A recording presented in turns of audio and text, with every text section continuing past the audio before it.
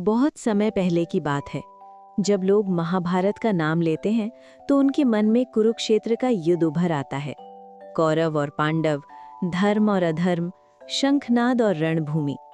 लेकिन जैन परंपरा में सुनाई जाने वाली महाभारत की कथा कुछ और ही राह पकड़ती है। ये कथा हरिवंश के नाम से जानी जाती है और इसका युद्ध किसी कुरुक्षेत्र में नहीं बल्कि मथुरा की धरती पर लड़ा गया था। इस कथा का केंद्र है श्री कृष्ण और मगध के सम्राट जरासंध। जरासंध एक महत्वाकांक्षी राजा था। वो अपने साम्राज्य को बढ़ाना चाहता था, चारों दिशाओं में अपना प्रभुत्व स्थापित करना चाहता था। मथुरा उसकी इस योजना में बाधा थी। श्री कृष्ण ने न केवल उसके विस्तारवाद को अस्वीकार किया बल्कि उसके अन्याय के विरुद्ध खड़े भी हुए। इसी अस्वीकार से दोनों के बीच वैमनस्य जन्मा। पर यह शत्रुता केवल राजनीति की नहीं थी, उसमें निजी पीड़ा की ज्वाला भी सुलग रही थी। जरासंध ने अपनी दोनों पुत्रियों का विवाह मथुरा के राजा कंस से किया था। जब श्री कृष्ण ने कंस का वध किया तो जरासंध की बेटियां विधवा हो गईं। इस अपमान और शोक ने जरासंध के क्रोध को और भड़का दिया।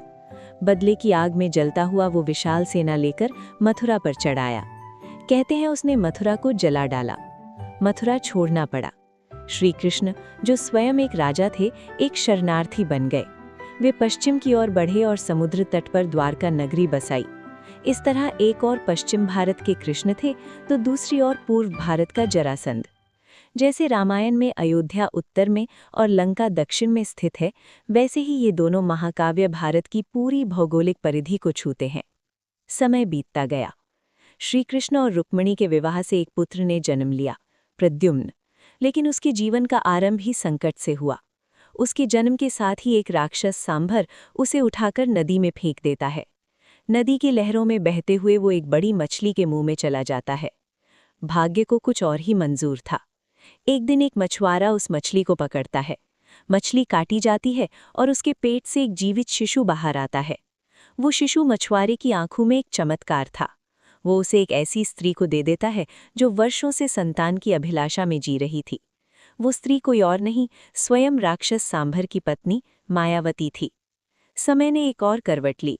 वो शिशु धीरे धीरे बड़ा नहीं हुआ बल्कि अचानक एक सुंदर और तेजस्वी युवक में परिवर्तित हो गया। मायावती के मन में उसके लिए प्रेम जाग उठा। वो उससे विवाह करना चाहती थी, लेकिन प्रद्युम्न ने ये सुनते ही विरोध किया। उसने कहा, तुम मेरी माता के समान हो, ये संभव नहीं। उसी क्षण आकाशवाणी हुई। स्वर्ग से उतरी उस वाणी ने रहस्य खोला। पिछले जन्म में प्रद्युम्न स्वयं कामदेव थे और मायावती देवी रति। शिव के क्रोध से कामदेव भस्म हो गए थे और रति को ये वरदान मिला था कि अगले जन्म में वे पुनः मिलेंगे। इस प्रकार जिस स्त्री ने बालक की रक्षा की वही उसकी पत्नी बनी। ये कथा भागवत पुराण में पुनर्मिलन की कथा है।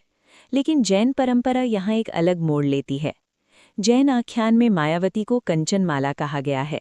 यहाँ जब प्रद्युम्न ने विवाह से इनकार किया तो कंचनमाला का प्रेम क्रोध में बदल गया।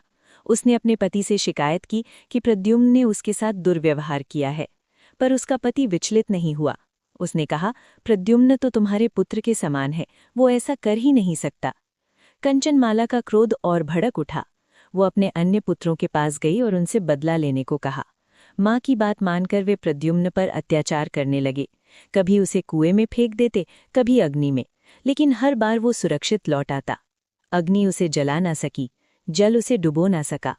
इस प्रकार जैन परंपरा में ये कथा प्रेम पुनर्मिलन की नहीं बल्कि प्रद्युम्न की वीरता, धैर्य और अद्भुत साहस की कथा बन जाती है। एक ऐसे युवक की जो निरंतर षड्यंत्रों के बीच भी अडिग खड़ा रहा। इसी परंपरा में श्री कृष्ण के चचेरे भाई नेमिनाथ को एक जिन के रूप में पूजा जाता है, वो जिसने अपने मन और इच्छाओं को जीत लिया हो। नेमिनाथ का प्रतीक है शंख, जो हमें श्री कृष्ण के 5 जन्य की स्मृति दिलाता है। और इस तरह जैन महाभारत की ये कथा हमें बताती है कि एक ही कहानी जब अलग दृष्टि से देखी जाए तो वो युद्ध से हटकर आत्मसंयम, सहनशीलता और अंतरात्मा की विजय की कथा बन सकती है।